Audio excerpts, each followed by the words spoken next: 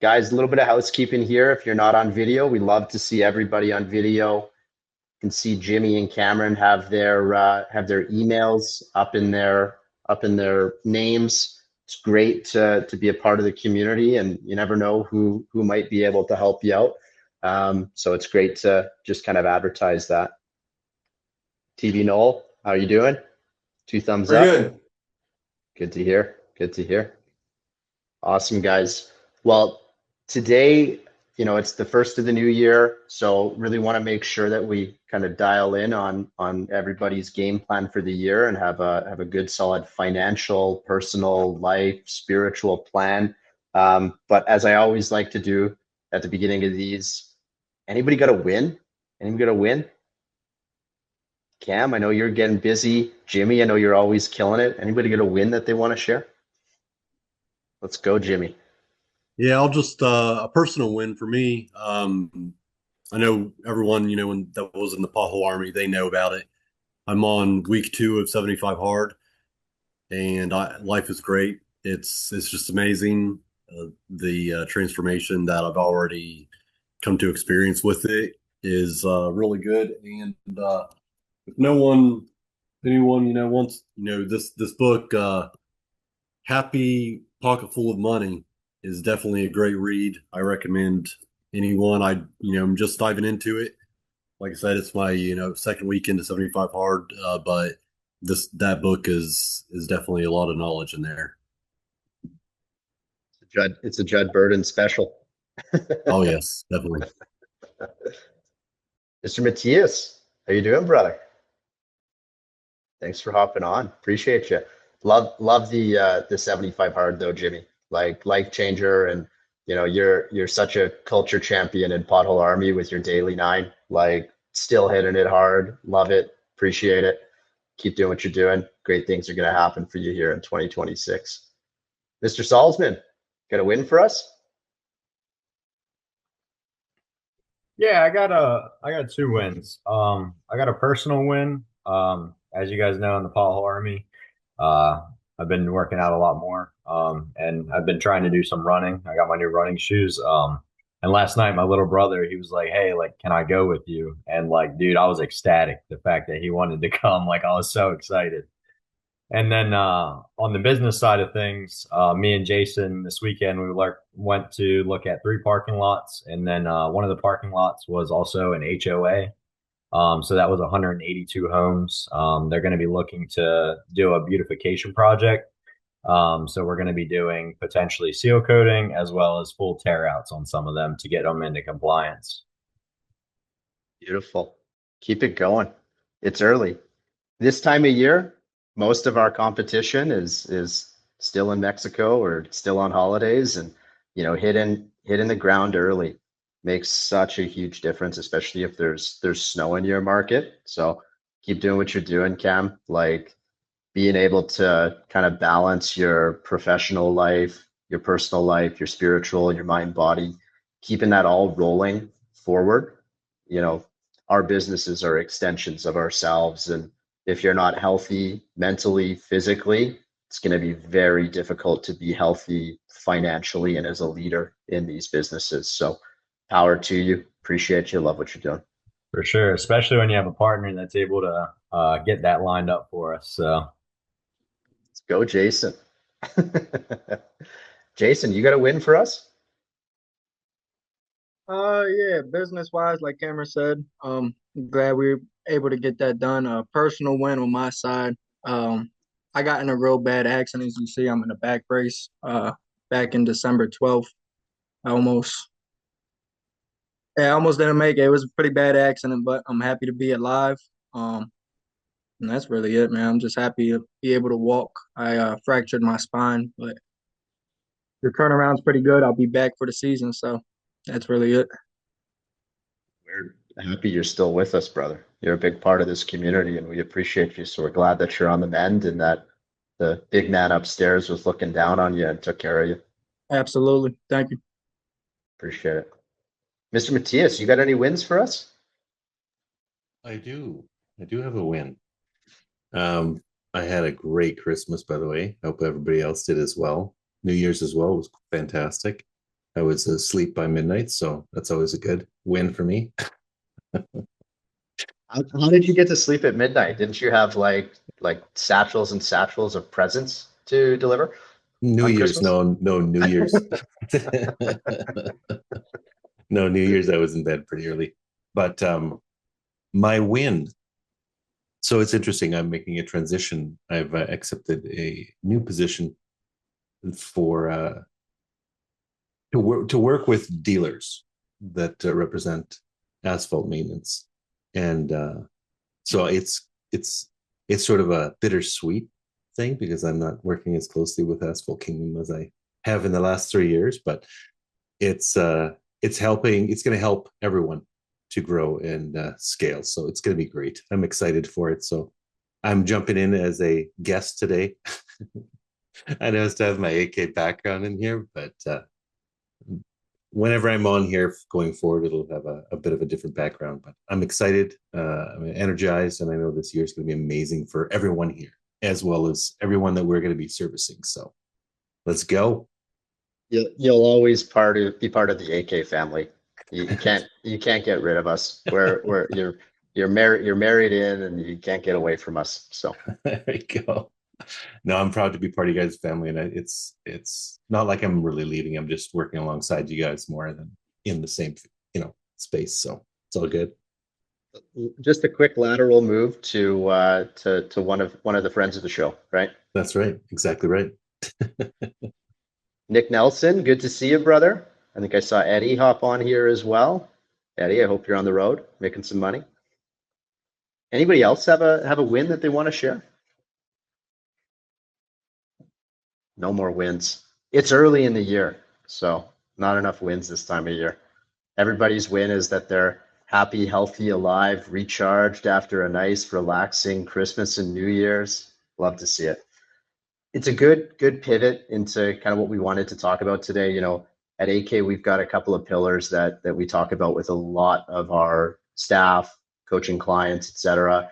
And having a good plan is really, really critical as you go into 2026. So just show of hands, whether it's on the button or on your hand, who's got a plan for 2026, whether it's financial or whether it's personal about where you want to be.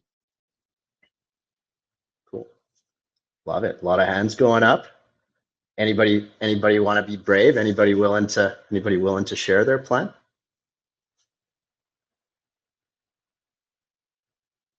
It's like Skylar's almost coming out of his screen there, Coach Skylar. Nick Nelson, let's go. Yeah, appreciate it. What I've been working on is to get a better handle on my project costs so that I can do a good job with margin. Yeah, margin is the thing that makes the world go around. When you think about a critical number in the business, we talk about revenue is smoke, gross profit, net profit. That's the fire. You don't want to build a big, greasy, smoky mess. You want to build a hot fire that's full of profit and full of opportunity for you to be able to reapply that. So I love that. It all starts with gross margin, all stands with, understanding your job costs and what you're really going to be spending, and then having a system to be able to compare and contrast that against what you estimated it was going to be. So I love that, Nick. It's something I wish more people spent a lot of time on. I know Coach Skylar would back that up. Gross margin is everything in this business and really in any business, because if there's not enough gross margin, there's just not enough profit to go around. So love that. Appreciate it, Nick. Yeah, As you thank grow. you. I did that comparison, markup versus margin, and we got a pretty good spreadsheet formula page put together so that I can punch in the numbers and get some immediate feedback too. So that really was eye-opening for me. It's a good point too around markup and margin are not the same thing, right? A lot of guys will say, I'm going to put a markup on it. Way different than than a margin. A 50% markup and a 50% margin are two very different numbers. If you take $1,000 project and you put a 50% markup on it, it's a $1,500 sell price. If you take 50% margin where you want to make that $1,000, it's a $2,000 project. So remember, markup and margin, not the same thing, and strongly recommend that you run your business on margin over markup unless you're utilizing a performance partner, then markup is acceptable. Cool. Jason, tell us about your plans, brother. 2026, man, I'm real excited that me and Cameron will be going full time with the business. This is our third year, and I don't say this to be arrogant, but me and him do make good money at our 9 to 5s. But as a kid, man, my biggest aspirations were to own my own business and dictate my own schedule and my own finances. And I'm beyond grateful that we got to this point where we could go full time, and I'm ready to go balls to the walls. I'm ready to go crazy this year. So I'm really excited for that. I'm really excited to continue to put our systems to work and then improve on them systems for the future as well. Love it. So let me ask you this: where do you want to be in 18 months? Like, what does life look like to you for in 18 months when you hit all your goals? Get to the point to expansion. Hopefully get a couple more trucks and guys on the road. I just bought this lovely house this year, where I'm highly grateful for it. So I want to knock down some of the debt on it and get it paid off a little bit. And then honestly, outside of the business aspect, I want to continue to improve my health. When I'm able-bodied, get back into the gym and also keep working on my networks. Talk to more people, work on my relationships with the family. Not saying they're bad, but I always want to improve my relationships with everybody. And as Cam said, work on my health. I want to be the strongest I've ever been, best relationships I've ever been, and make the most money I've ever made. So that's what I'm looking like in months. Yes, sir. Health, wealth, and relationships. Can't knock that. Oh, sir. Love it. Thank you for sharing. I appreciate you. Mr. Phillips, thanks for dropping in, Zoom user. Sorry, I didn't get my email link. I thought I was out of the group. No, we couldn't get you out of the group if we tried. I didn't see my email, so I had to go in through the hard way, through the website. But hey, I was going to throw my hand up, but for this next year, and maybe this is more geared towards seal coaters, but if you're a seal coater or line striper or whatever, I've always, and I think I've had this conversation with you before, I always base off gallons used or purchased, how many gallons that I'm putting down, because it's a tangible line item that I could see and I can say, why aren't we getting more and more gallons year after year? Although I may be in the one of my goals is possibly selling and making a multi-million-dollar ticket out of this business.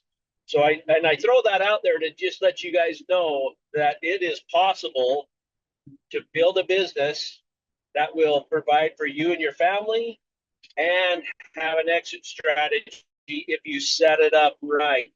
So that's key, and I think Dylan is key at that. Make sure you get your revenues put down, but make sure your margins are to where somebody that looks at your business says, hey, you are making money on this business, and this is what I'm willing to pay you for this. So just everybody on here that, when Dylan has thrown this out, hey, what's your plans? What's your goals? Is it margins, or is it profit, or is it your revenue?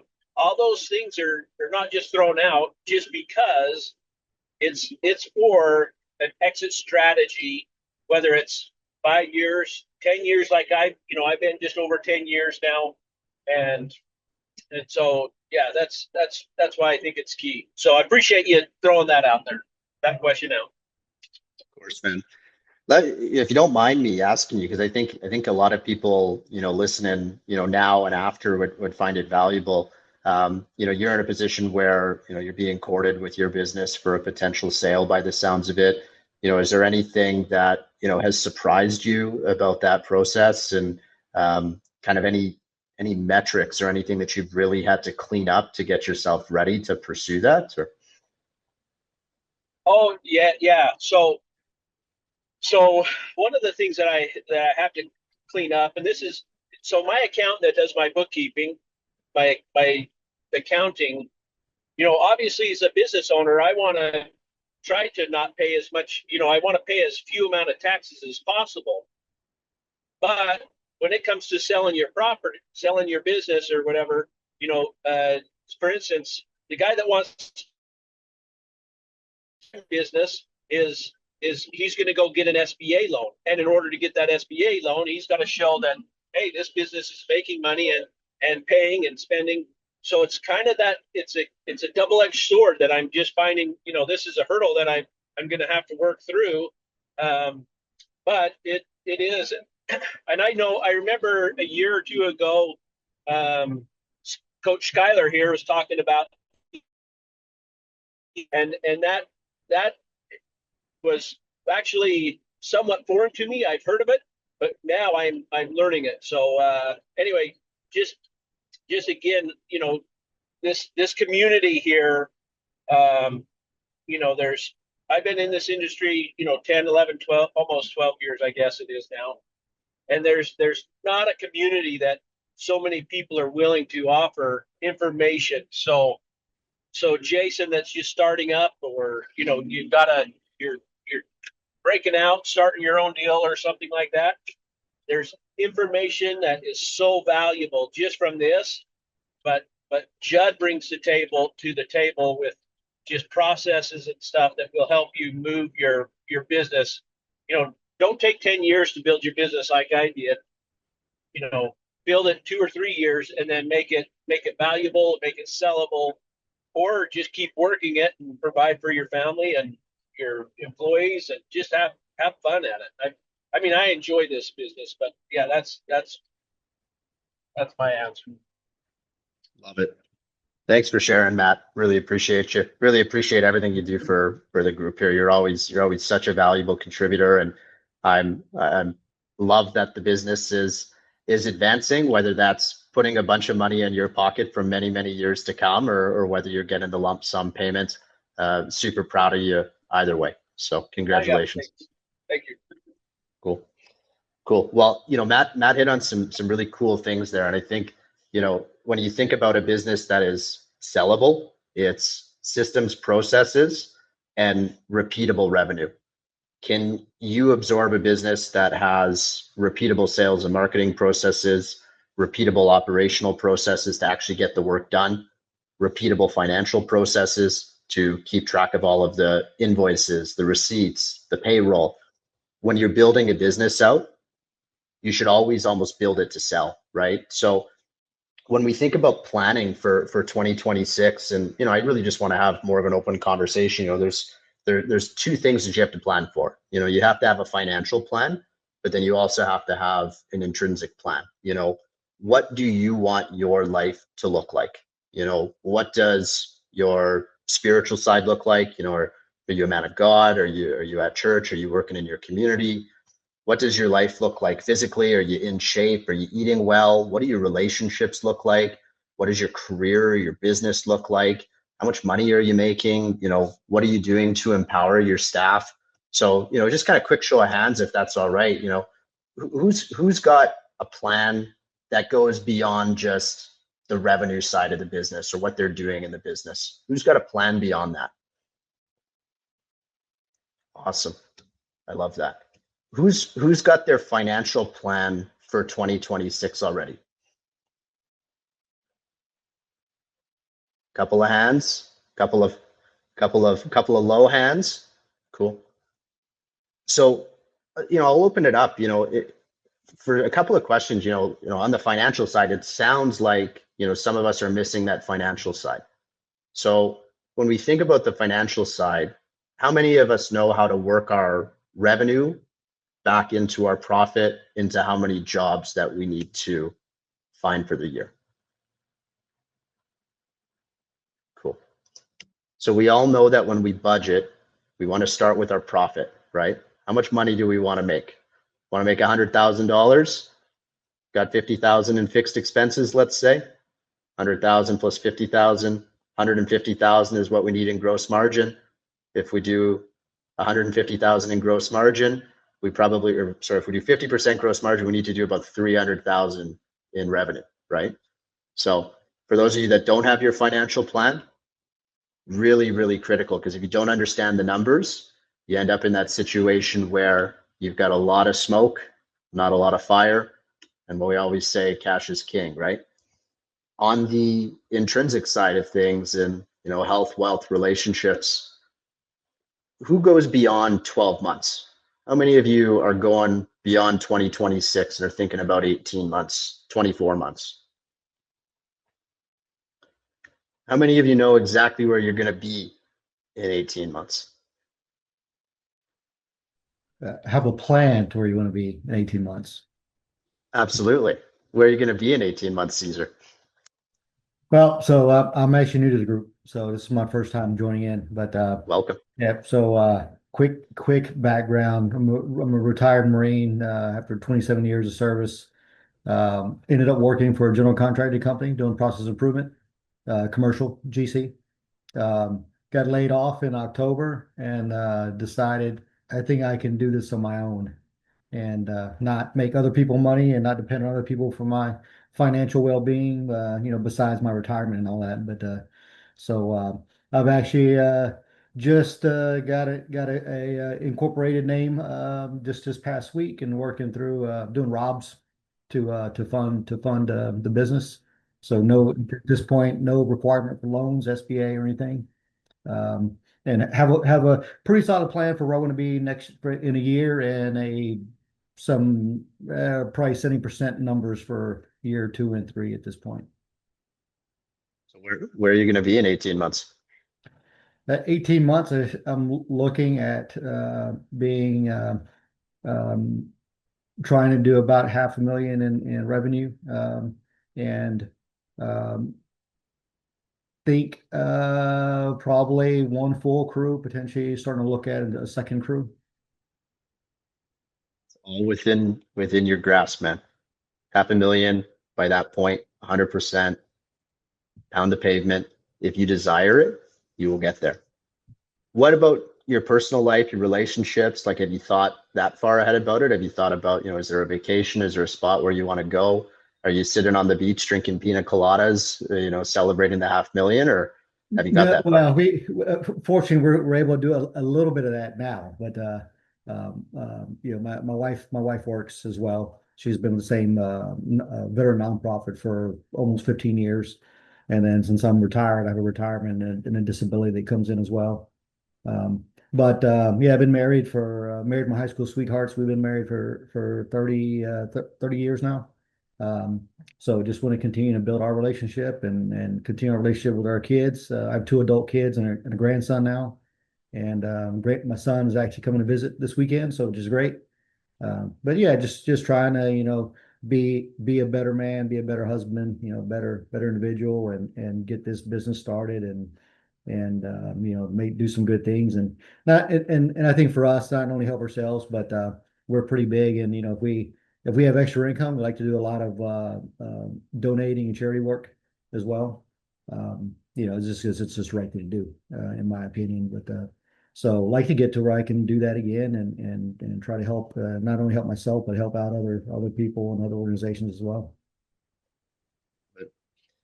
That's a win right there. And you hit on something so important, which is that, when you're goal setting and when you're building a business, like if it's just about money, a lot of the times it fails because money is pretty boring, after a couple of years. If it's not driving you in other ways, if it's not empowering you to spend more time with your family, to donate to the causes that matter to you and elevate you spiritually as a person, it's not going to survive long term. So, business is about so much more than money, and goal setting should be about so much more than money. I remember years ago talking with Judd, and then, when I came to work at AK, kind of getting a little bit more of an in-depth story on it. But, Judd and his team had, hired, one of Tony Robbins's coaches to come in and do some goal setting and some strategic planning with the company. And they paid an exorbitant amount of money. I want to say it was 40. It was a mid 5-figure sum, we'll say. And, he came in and, he's like, you get me for 20 minutes for 4 meetings. That's what you get. Judd, being the bulldog that he is, he goes into that meeting and he's like, just give me the stuff. Just give me the stuff. Like, I got 20 minutes. Just give me the stuff. Tell me what I spent my money on. And, he said something so simple and profound, but just makes so much sense where, most people don't even plan for tomorrow. Most people don't use a date timer. Most people don't use Google Calendar. Some people will plan for the week. Some people will plan for the month. Some people might plan for the year. But the real difference between the high performers and the people that are just kicking along is the high performers plan for 18 months. They don't just plan for a quarter. They don't just plan for a year and run the P&L cycle. They plan for 18 months, and they go so much further on their plan than just the financial side of things. They think and they visualize exactly where they see themselves in 18 months. Are they sitting under a coconut tree? Are they on a cruise? Are they on the racetrack? Are they riding their horses hiking? What allows them to get there? And then they build that narrative of what's going to get them there. There are pieces to this of, your workout plan and your financial plan and your meal plan and date night with your wife and taking your kids to, extracurricular activities and whatnot. But if you don't have that plan that is a narrative of pulling all of that together, and you don't believe in yourself that you can get to that point, you're never going to get to that point. And the best part about an 18-month plan is that we hit January here, and you get to evaluate that 18-month plan. You're 12 months into an 18-month plan, and you're like, all right, well, in 6 months, I'm supposed to be here. And you're either going to hunker down, get into the trenches and get there, or you're on the way and you're like, all right, so what's the next 18 months? And you get into this cycle of really, you build these 18-month plans, and every 6 months, you're just kind of evaluating, and you're either leveling up or bringing it down. But ideally, you're leveling it up, because if you set your mind to something and you truly believe in it, nothing can stop you, right? So, yeah, absolutely. If anybody's interested, I'll pop I've got the Asphalt Kingdom on here, but I'll pop my email here into the chat. If anybody is interested in a little bit of a template to help you out with the 18-month plan, shoot me an email. Happy to provide it. Happy to help you guys kind of craft your future, because we need the support. We've got a great, amazing community here, and we're all in this together, trying to make this industry what it should be. So appreciate Joe. If I could introduce myself. Yeah. Hi, everybody. My name is Judd. I'm from New Jersey. Professionally, I'm a police officer. So running and gunning all day. And I'm just getting into this business. About last spring, my uncle asked me to come over and help him seal coat his driveway. And I was like, what the heck is seal coating? And I went over and I did it. And I was like, oh my God, this was like, all right, yeah, I could do this. And so I kind of started doing my research all throughout the year and getting really amped up. And overtime at work kind of slowed down. If anyone understands the market in New Jersey, it's really expensive to live here. And I kind of made a decision that I was going to need to start a business. And after seal coating, I found it to be something that I was interested in and could see myself scaling it myself. So I started to work as much overtime as I could and putting money away so that I could launch this year. And I've done all of the background work with the LLC and the EIN and all of the permits and all that for the state of New Jersey.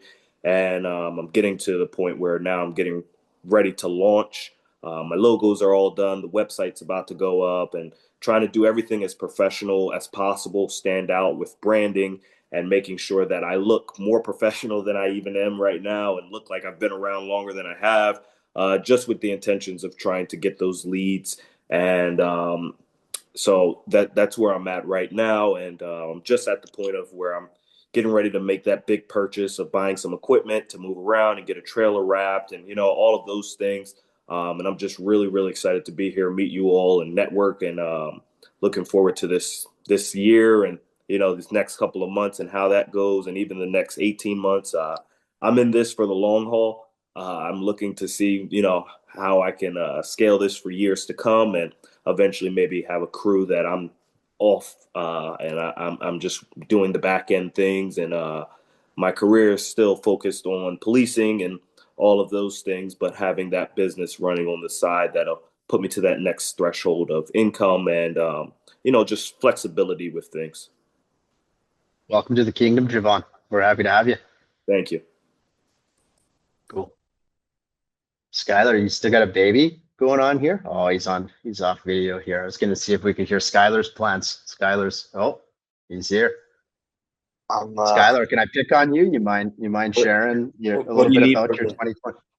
I was hoping maybe you'd share some 2026 plans. We're always so excited to hear about what you're doing up in PA.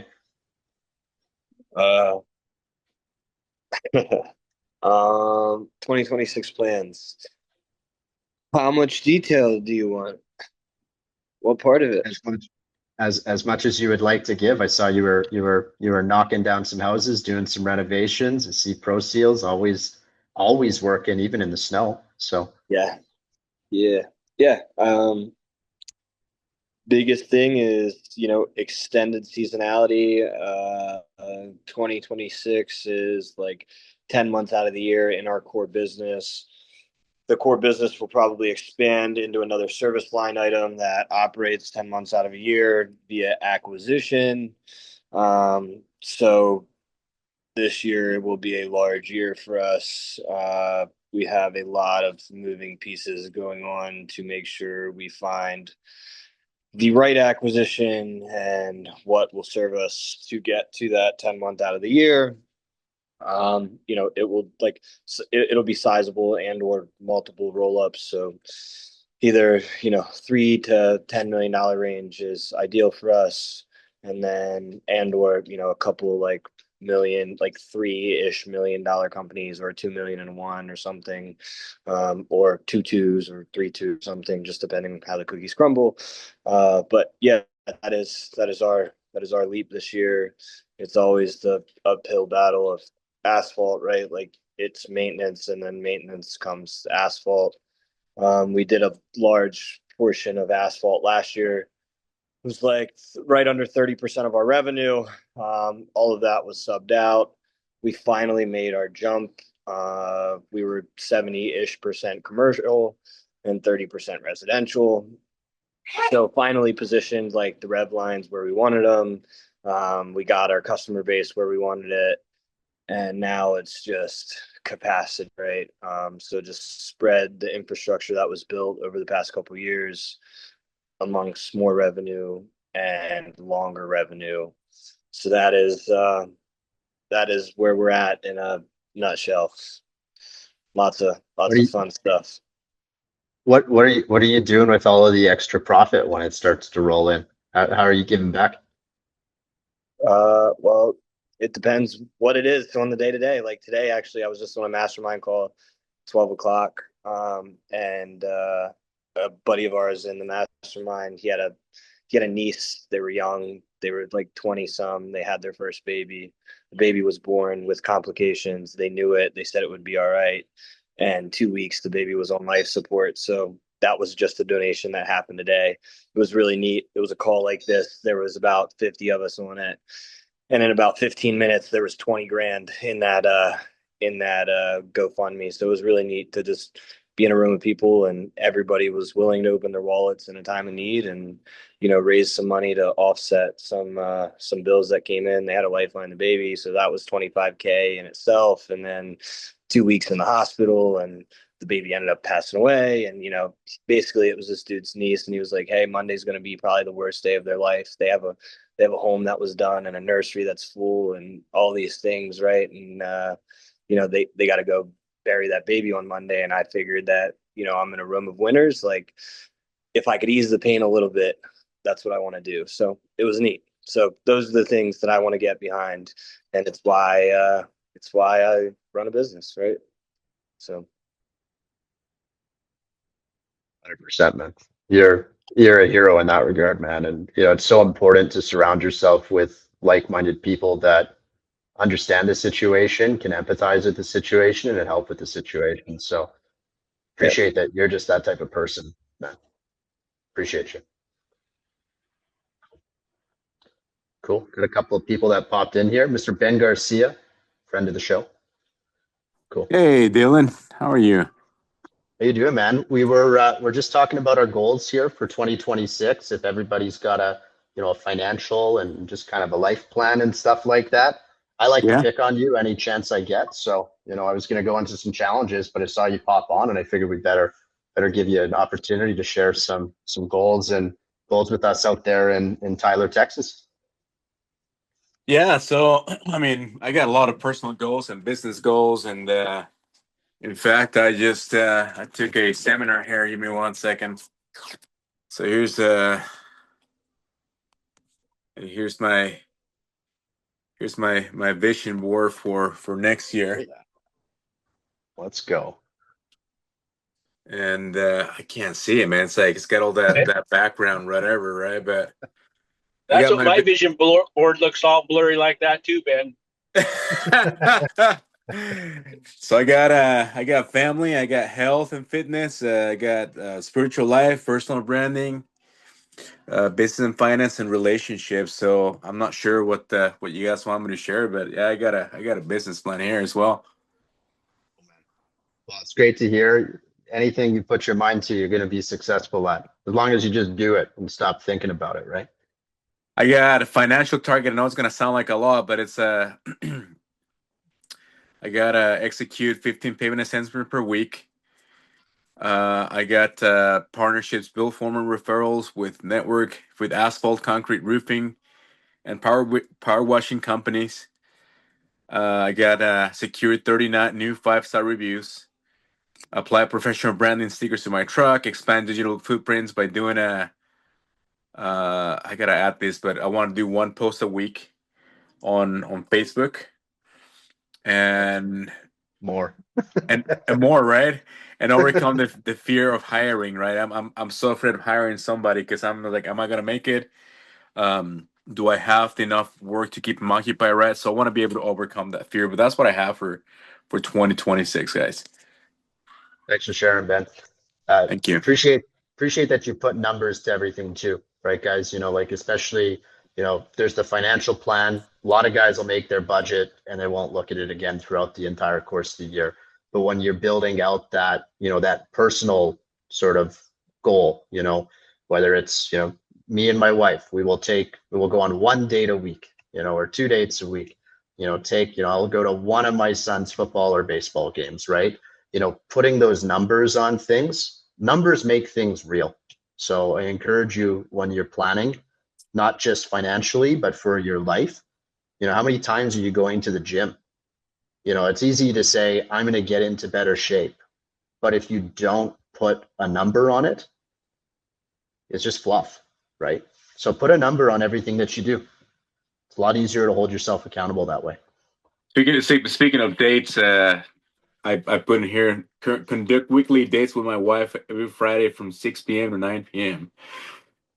Weight loss, it's a stabilized weight from 225 pounds to 120 pounds, 190 pounds. 120. I was going to say, you're on the Ozempic, brother. Like walking stick, dude.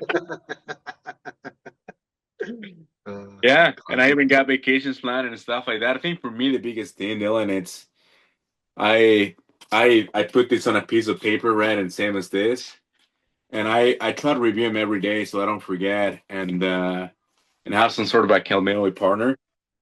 Also put on the calendar, man. That's huge for me. Because if I don't put on the calendar, everything's gonna take precedent, and I just forget. So I appreciate you bringing the topic on the goals.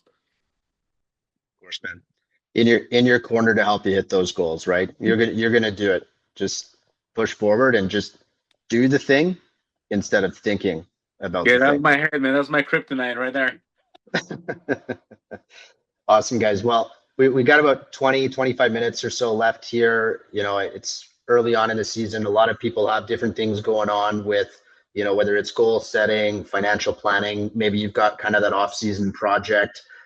Who's dealing with some challenges that the group can kind of help you work through? Just throw your hand up and want to work through a couple of challenges, or if anybody has any questions.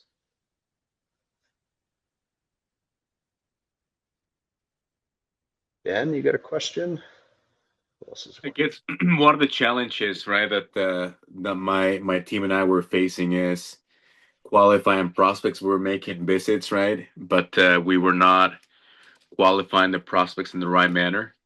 We review the power stack by Judd and Dylan, right, and we clearly got to review it again. But yeah, that was one of the challenges we had. Not qualifying the prospects and just driving around to visit customers and just to find out, oh, sorry, like I'm not doing anything until 2027, right? And clearly that was kind of a big mess on us, right? But we're still trying to refine that process and trying to establish how that looks like. But I mean, if you guys have any suggestions or share what works with you, that'll be awesome. Anybody want to chime in on that? One thing I would say, Ben, when it comes to like doing the assessments, it's all about getting in front of the prospect or the client so that you have an opportunity to build that relationship, right? So even if they're not planning on doing anything until 2027, you know, chances are you're going to find yourself on their lot, walking their lot with them. You're running through closer framework where, you know, you're clarifying why you're there. You know, if you hop onto site and, you know, you clarify why you're there and you're like, so, you know, why am I here? And they're like, oh, well, we got to do some work in 2027. And you're on that lot and you're observing and identifying areas of the lot that are clearly not going to make it till 2027. It's a total pivot in the conversation, you know, where, okay, I know you want to hold off until 2027 on all of this, but some of this stuff can't wait. You know, we've got liability concerns here. We can put aside some of the longevity stuff. But if we've got liabilities here, somebody trips and falls, we could have a big liability problem. Just you taking this meeting with me here today to give you an assessment on your parking lot is going to help you should that ever happen. But we need to make sure that we're taking steps to rectify the issue. So I look at somebody who says 2027 and I say why, and I really dig in on that because there is always something to do in a parking lot. That is one thing I can always guarantee. You go into any parking lot in the world, they all need something, whether it's striping, crack sealing, you know, that something needs to be ground down because it's no longer ADA compliant, or it's a trip and fall hazard, or a sign gets knocked over. The reality is that you need to put yourself in that situation to become that guy, their guy, so that when they think parking lot, they think Ben, right? Awesome, Is that helpful? I appreciate it. Yeah, thank you. Thanks for the reminder, Dylan. Cool. I thought I saw Cameron had his hand up as well as Jason. Mine's basically just piggyback off of you as well. I mean, I don't know how you're getting your leads, Ben. But if someone's calling you out there, I mean, you're out there for a reason. Whether they want to do that work now, whether they want to do that work later, like Dylan said, really dig into those pain points of why you're there in the first place. And then even if you can't get the sale then, build them a plan. Like, okay, if this is for a 2027 thing, let's get this written out on what we're going to do to actually achieve that work in 2027 so it doesn't go on to the next year. And then another thing like is just having the people there as well. I mean, people are always going to be price shopping and people are always just going to want a quote or whatever. But qualify those leads, like especially online leads, like make your leads go through multiple steps, because someone who's actually serious is going to do those multiple steps. Like if you just have a basic template, like running an ad, like make them have SMS verification, make them have email verification, and then like set up a time specifically that they're going to be there so you can walk the property with them. Thank you, man. I really like that. Just making even a little bit of like friction, right? Just to make sure they overcome that friction. It's like, hey, I'm serious about it. Let's make it happen. I appreciate it. Well, thank you. Yeah, like, are you having issues with show rate with guys not being available when they said they would be there, or is it just strictly people aren't looking to do work till 2027? Um, I'll give you an example. My appointment setter, and again, we talked about this, right? And we called an apartment complex, and we showed up, and I think the lady even forgot that I was supposed to be there. Oh yeah, here's the parking lot, just walking around, and just give me a quote, And I said, well, like, when do you plan to do some work? Is like, well, the parking looks fine, and I plan to do work until 2027. And I was like, okay, well, thank you. We'll be in touch. And I was trying to point out some stuff. I was like, hey, your silk coating, it's worn down, and 88 signage, it's paid off. I was like, well, it looks good right now. Like, I'm good, right? 2027. So if you want to come back, you can come back. But again, that we reached out to them. They didn't. So I had people reaching out to me. They're interested. They want the job done. It's a whole different story, right? But when I reach out to people just to assess, I feel like that's a different type of soul that I'm trying to master, right? And that's kind of where I'm stuck because I don't have a lot of online presence, and it's basically just kind of go hunting and see what you can kill. But some people are not ready to be, some businesses are not ready to be killed. I don't know if that makes sense. Yeah, I think it's so important. Sorry, go ahead, Skylar. I didn't mean to cut you I off. was going to say, did you do all those pre-quals on the phone, right?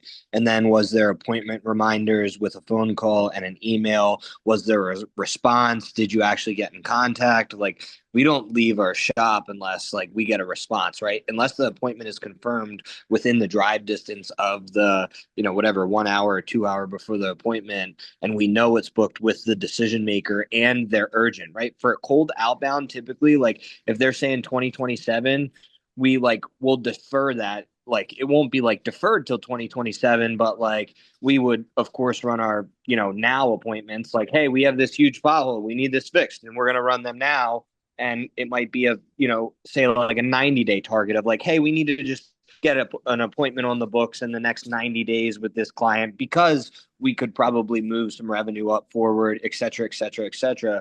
But like, and a lot of the times, if it's deferred that long, like they're zero interest, like we're probably just doing like an AI takeoff and we're saying, here's your approximate seal coat line paint crack fill price. Let me know if this is something that interests you and meets your budgetary needs for 2027. And then, if they respond to that and they're like, oh, wow, this is less than what I thought, or, whatever, we can schedule and do those type of things. But like, it's I mean, definitely a numbers game. I think that's what I'm trying to figure out, how to qualify him.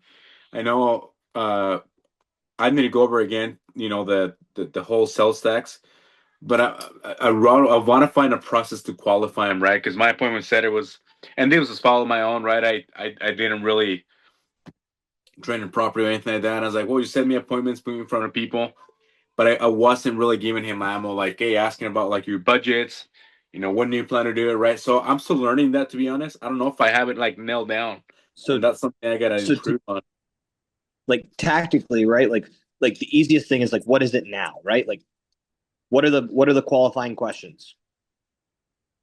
Um, gosh, man, I don't know if I have some. I got to go back to the whiteboard and see what I have. I can't remember on top of my head, but I honestly, it's not dialed in my process, man. I mean, So, I would probably say why don't that's we try and close Skylar on a pavement assessment here? Why don't you ask him a couple of qualifying questions, and Skylar, why don't you rebuff him? let's go. Hey, Skyler, this is Ben, Rhino Blacktop. I hope you're doing well. Hey, I noticed we have some systems on our we use AI to identify any liabilities in parking lots, and I noticed that your parking lot, it's some of the lines are faded, 88 signages are completely erased, and I was wondering if you would be interested in doing a free pavement assessment. What's the pavement assessment about? Excellent question. We walk around your parking lot, we identify liabilities, and we give you, it's kind of like a medical report for your parking lot, and we identify any liabilities that can be a hazard to your tenants, and that could cast a liability to your business. Yeah, I mean, we kind of do our maintenance and stuff. I'm not sure if like anything needs done. Like I actually just took over here in the past year or two, so I think the parking lot's fine. I guess I don't look at every square inch of it, but haven't seen anything. I totally understand, Skyler. This visit is completely free. The only requirement is that you be there, and we take 15 to 20 minutes of your time and identifying liabilities. I've talked to a lot of customers that sometimes they acquire properties and they think they know what they're looking at. And I'm not saying you don't by any means, but a lot of the times it's a good idea to get a second pair of eyes just to understand what's going on. Got it. You said it's free. Yeah, it's free, it's completely free. What about like the work? Like Well, if there's something that needs done.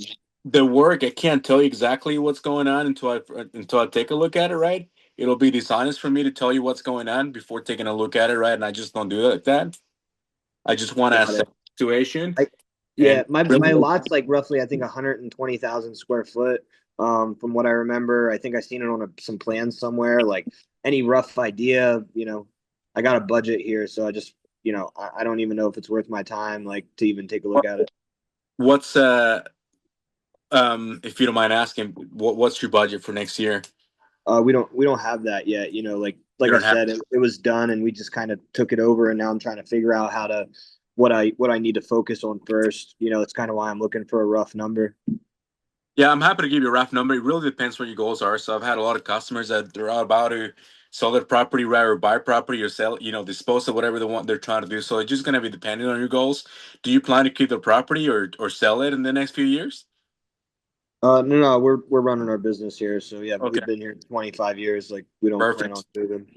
Okay, so I mean, there's medium, there's good case, worst case, and I mean, there's good, medium, and worst case. Like I said, I have to take a look at it. I can give you a ballpark number, but it may vary based on the status. So I can just throw you maybe like a medium case scenario and see how things go. I would say if you want me to be your coach right now, I would pause this and say you're giving me too much. Like I if I was a if I was a legitimate property manager right now or maintenance manager, I'd be like, dude, you're wasting my time. Tommy's machines broke down over here. I gotta go. Right? Like some people might want the theatrics, but like a lot of it is like, they want the point, right? They want the solution, and you're selling me way too much of what you're gonna do and what it is and all this stuff instead of like, yeah, it's gonna be roughly this, right? Like, for us, if you're whatever, if you're seal coating at I don't want to use 10 cents for easy math. Okay, yeah. If we could just do seal coat, it's 12 grand, right? And the conversations end there. But more than likely, you have some cracks going to be an extra $5,000 and paint's going to be 2,000. You're looking at roughly around $20,000. Best case scenario if you don't have any potholes, right? Like shut it off, stop, let them respond. Does that sound like something you can do? Do you have money to budget to that? Like if they don't have the money to spend or they don't have the means of financing, like it's a disqualified lead for us. Like we don't even like the call's over. We're like, hey, sorry, it sounds like we can't help. If this is something you want to do in the future, what's your email? We'll continue to drip them marketing uh campaigns so we're top of mind. But like if they don't have the funds or have the means for marketing and like if it's that far off, like it's why you're getting unqualified, appointments, right? And if it's super deferred of like, hey, in 2027, spring of 2027, like we're like spending zero energy on it. Like we were getting 2026 stuff 3 months ago and we're hitting them now, right? Like we were closing all the other jobs that were like, yeah, we already have we're in budgetary phase or we're in construction phase or whatever it is. And then we're, following back up. But like time for us, our qualifications are within 6 months, have the money in the budget and or in the account and or means to finance. Like those are our three things that are super dialed in. If they're not looking to do work in the next 6 months, if they don't have the cash sitting there or they don't have the financing to support it, like it's just about dead. They get the AI, like maybe a tabletop quote to give them an estimate and or some, follow-up marketing drips. Like other than that, like we don't got time. Yeah, I love it. one other thing, Ben, too, is like, Skylar's business is obviously at a very different point. There is value in you getting some reps in as well. But really, when it comes to, talking with any cold client, it's who are you? Why are you calling? And then do they have a need for what you're offering? If they rebuff you on, I don't need a payment assessment, you can ask them, when was the last time that they had work done? If they haven't done work in 3-4 years or something like that, asking the follow-up question of why not? It's too expensive. Okay, well, if it's too expensive, chances are they don't have money in the budget for you this year either. And that's one where you want to grab their information, potentially do a virtual assessment. If they are interested in doing the assessment, just say, yes, awesome. I can come out on Tuesday or Thursday, and you just hit them with next steps, right? So I'm going to be coming out on Thursday. I'm going to be sending you an email so that you've got all of the information, my cell phone, etc., in advance. Please accept that email invitation. If not, I'll call you in the morning to confirm. If you do not confirm your appointment, unfortunately, I will not be able to make it. So that's a critical piece. If you're not confirmed, you'll end up wasting a lot of time, right? So I love it, man. I would also say from a business perspective, I know you mentioned an appointment setter. Like, so who's setting the appointments? You or someone else? You have VA doing? Okay. So like red flag number one is if you're telling me you don't know, that means you're not listening to the appointment setter's call and you're not helping him. So like the reason you don't know why you're not getting good candidates is because you don't know the process. Like to Dylan's point of like the reps, like again, I don't know what you're doing full time during the day, but like if you don't got a ton of jobs and you're not working full time, like you probably should be on the phone too, because you don't got anything else really going on. And like the reps matter. No, I mean, I got a lot of stuff going on, but I think you said something really important. Just got to listen to my appointment setter calls and see how just what the heck's going on. I haven't done it. So good point. Yeah, like listen to the calls, and he might just be setting appointments because most of the time, like, depends how you have the deal set up. But if he's getting paid a spiff for an appointment, like, he might just be slinging appointments because he gets $5 to $20. And like, welcome to having employees. Scale that times 20, 30, 50, 100, 500. And like, you wonder why entrepreneurs go nuts, right? Like, so it's those type of things of like the call recordings and more work than you'll ever think, but it'll always pay off. Thank you. That's really, really blind spot that I wasn't seeing, Scott. Thank you so much. Yeah, Ben, action point. I would recommend that you listen to at least 5 calls a week. Go and look at call time, listen to the longer calls, potentially listen to the calls that are turning into assessments, because at the end of the day, those are the ones that you're going out into the field for and you're sacrificing your time for. Those are the ones where it's valuable for you to go and give feedback, because say you go out, it's not a good qualified set. You're going to be able to go back to your appointment setter and say, this is why it isn't a good qualified set. And here's how I need you to adjust moving forward. Coachability in an appointment setter is a huge thing. So cool. I appreciate it. Yeah, no, thank you guys. I definitely need to ask better questions. And I'm not gonna lie, I'm good at talking to people in person, but over the phone, I just dread it, man. I'm not, I dread it. It's really hard for me, and that's that's why I delegated it. But I do need to dial my process, and if somebody's willing to practice, let me know, and I'll up to exchange numbers or something. I do gotta practice my qualification questions. Just because you delegated it doesn't mean you don't have to manage it. Yeah. So cool. Thanks, Ben. Appreciate you. Thank you, guys. Jason, I know it's been a few, but I think I saw your hand up as well. Yeah, so some of the challenges that we're going to be looking at next year is be quite frank, moving into commercial. Again, this is our third season, our second season last year. We made 93% of our revenue from residential, basically driveway after driveway. And the 7% that we got off commercial, we didn't really go forward looking for those commercial jobs. I noticed on one of the jobs, there was an older lady taking out her trash, went to go take it out for her. And then we ended up doing their driveway. Her husband owned a parking lot, and then the husband's brother ended up finding out he owned 17 parking lots. So we ended up doing one for each of them.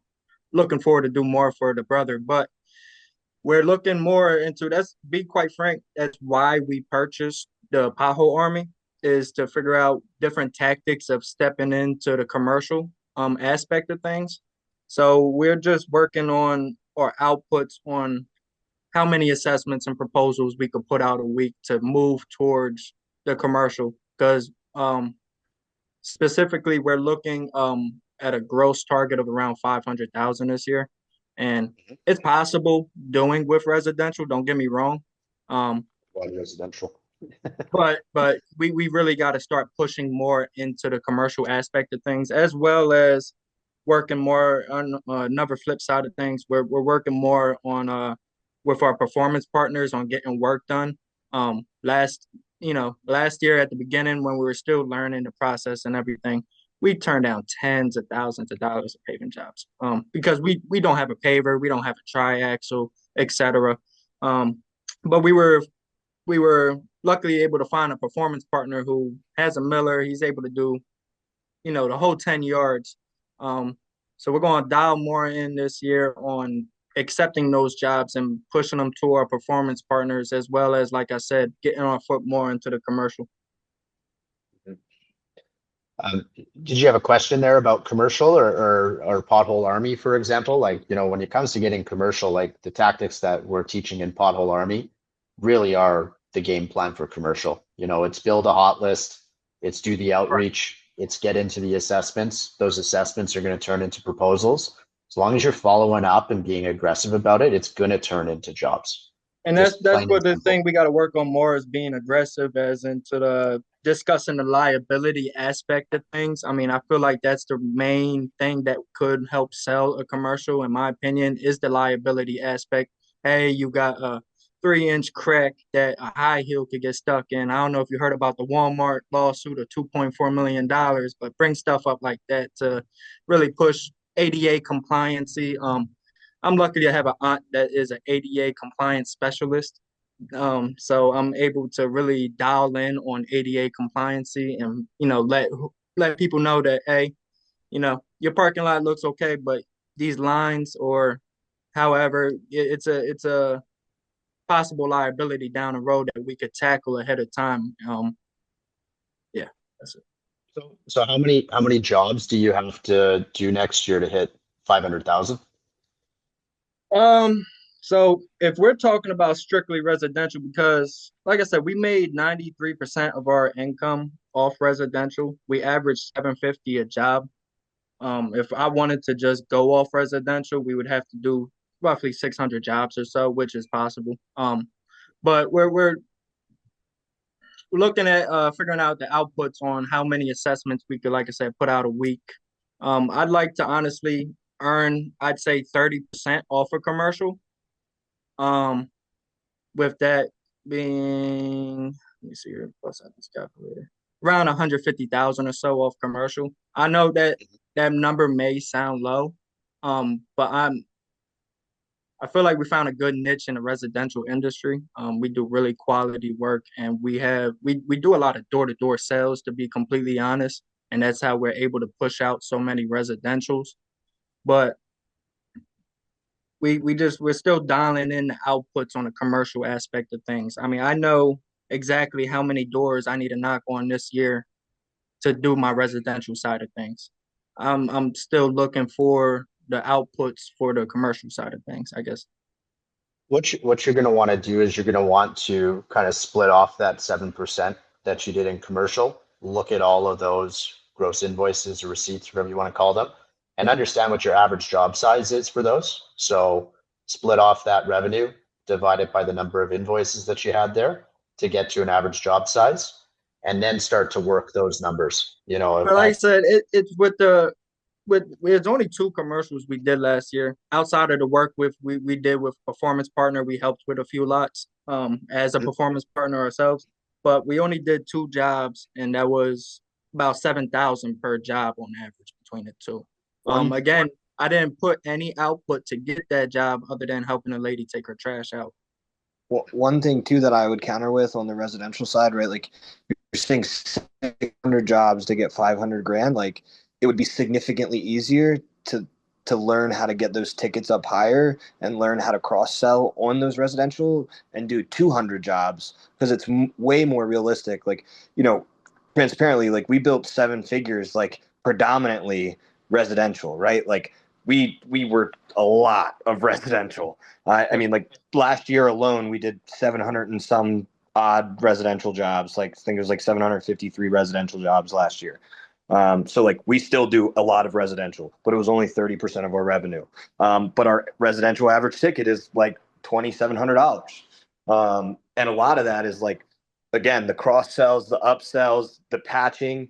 That's a huge thing, right? If you're in Pothole Army, it's understanding how to identify those, like those aprons, the Sank garage aprons, like those are 3K all day long, right? Like you saw cut 3 foot out from the garage door all the way across, 3 grand, 3 grand, 3 grand. You start spreading that out, like average ticket goes up. Another big thing, like our secret in residential, like, and I am giving the sauce away right here for us, like that really let us scale is seam filling at garage seams and road seams. So we did it with rubber for years. It was a mess. You start melting siding when it gets sloppy. It's sloppy onto the concrete. But any type of like non-sag exterior sealant that's made for like seam filling, typically like a Sika type product or Quad Max or something like that, like we charge $7 a foot. So I pick up $500 to $700 on those things, and I explain to them, I'm like, look, this is a $500 fix, right? It's the sales process. This is a $500 fix. We're gonna caulk this gap. It expands and contracts up to 50% of its current width because we put this type of product in. If I don't do this, you see how Sally down there, she has a 3-inch lip at her garage. Yeah, it's gonna be 3,500 next week, and we're cutting hers out. Do you want to do that? No, I don't want to do that. Oh, $500, no problem. Now it's $750 in seal coat plus another $500 on the seam fill. The seam fill is so high profit margin, like it's paying for my lead cost plus. So like we show up for free, it's already paid, and now everything after that is straight margin. So like again, and I'm not trying to talk you out of commercial because like it is the path, right? Like, but I'm telling you, there is also an easier way with doing what you're doing. If you fix the sales process, I think 500,000 is a very low number, and you can just sell a little bit better and like increase that sales process just slightly more. And like you guys will continue doing your door knocking, and you're gonna be like, oh shit, 500 grand, we hit that off of 200 driveways. No, I mean that's a very, very great point.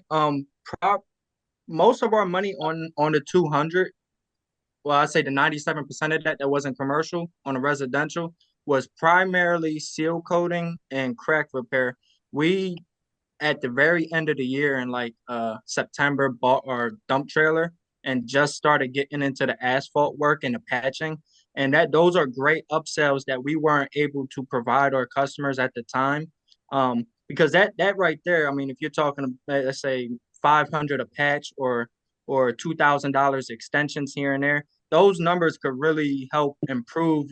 I mean, I'm trying to get our residential numbers, like you said, higher, probably like the $1,500 mark.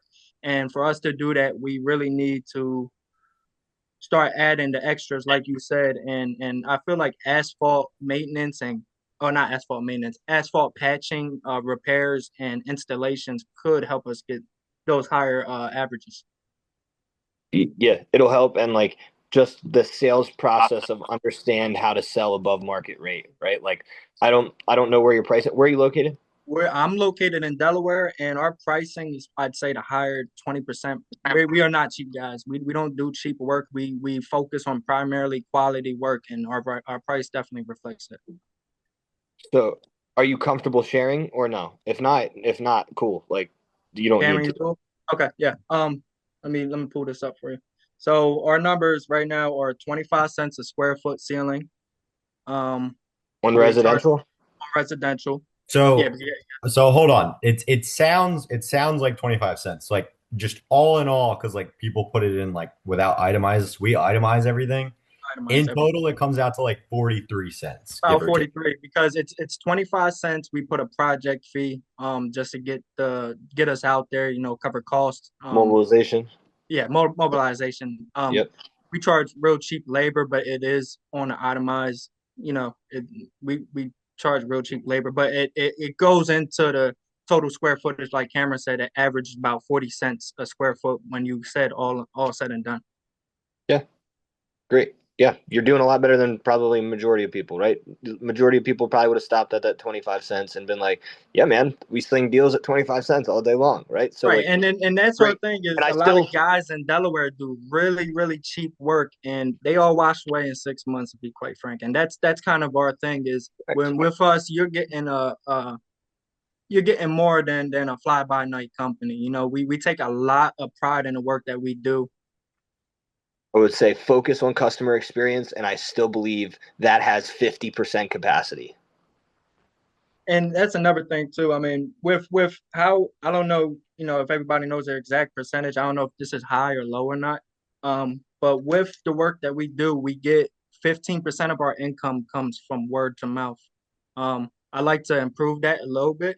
And as well, we this is our third year. You know, we don't have retained customers yet, but we're working on pushing to get an X amount of retained customers. That way, year after year, you're going into the next year with a set number of clients.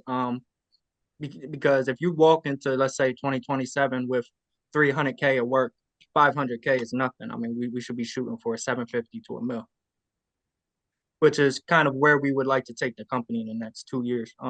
But we're working, like you said, on customer experience and satisfaction, and I feel like that goes to show with the amount of word of mouth that goes around town when we do our work.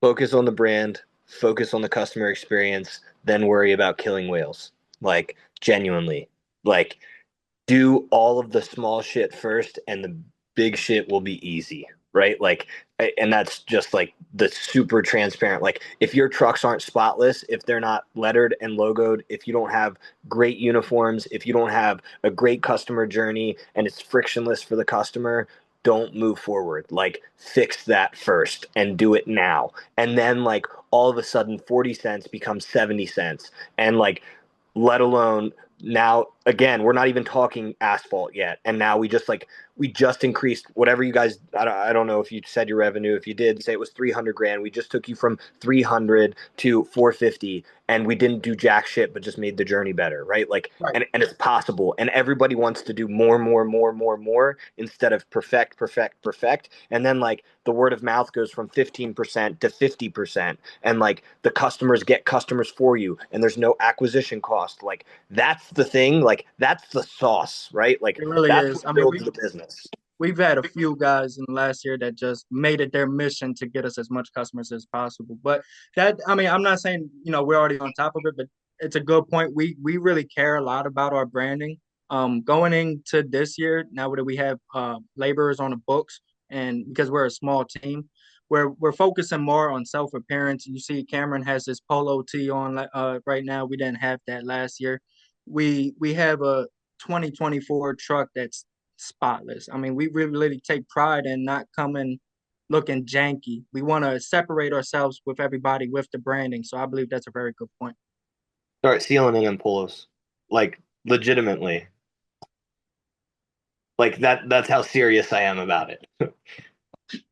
Foremans are in polos when they're on site. No, I Like, mean, we really got it in the business plan where we're going to wear a polo tee unless we're doing physical labor that second, and then that's swapping the shirt out in the truck. You know, yep. we're making it very adamant to stay clean cut, um, and dress to impress, because I don't want to go door to door seeming like a laborer. I want to present myself as something more than that. An established company is what I'm shooting for. And then remember, you made the customer journey better, and customers deserve to pay for it and increase the price. 1,000%. I will never be the cheapest guy because my work will always reflect it. That It's thanks, kind of Skylar. you said something about I appreciate it, Skylar, frictionless. big time. What was that? No, I said I really thank you for the conversation. You said something about customer journey, make it frictionless. And I did a paving job with a performance partner. Honestly, I didn't make a whole lot of money, but the guy told me, he said, you were definitely not the cheapest, but the way you walked me through the process, it gave me a lot of confidence that you were going to do things right. And that to me meant a lot because you hear it from people's mouth, right? It's like, oh, you don't be the cheapest, right? And were so concerned, or at least I was so concerned about being the cheapest that I can get the job. But I was neglecting those processes that you and Skylar talked about. So I just want to say thank you for the reminder. It just doesn't sink. It didn't sink into my head until the customer said it by his own mouth. It's A very lot of interesting. times when you're charging at a higher rate, the customer is not just paying for the service, which they are, but they're paying for the experience with your company. And then Right. as well, when you up that price to a respectable point, you're weeding out a lot of the low friction jobs that come with the biggest headaches. I'd rather lose 10% jobs and raise price 15%. You're doing less Right. work, making more money, and then with that extra time, you're focusing on delivering the best experience as possible. 100%. Thanks, man. Like we Thank said you, at the guys. beginning of the call, guys, a little bit more margin makes everything a lot easier, right? You know, if Absolutely. you can get higher revenue for the same job, you're going to have a lot more margin to play with, and you either can hit your goals by doing less jobs, or you can go out there and find significantly more jobs and go and do more revenue, more profit, and build your business faster and reinvest it into your community. We are at overtime now, guys. Appreciate all of you coming out. Wishing you all a very happy new year. I see a lot of success in this room here for 2026 right now. I'm excited to be on the journey with all of you. Thank you and have an amazing evening. Appreciate all of you. Thank you. Thank you, Appreciate guys. Thanks, guys.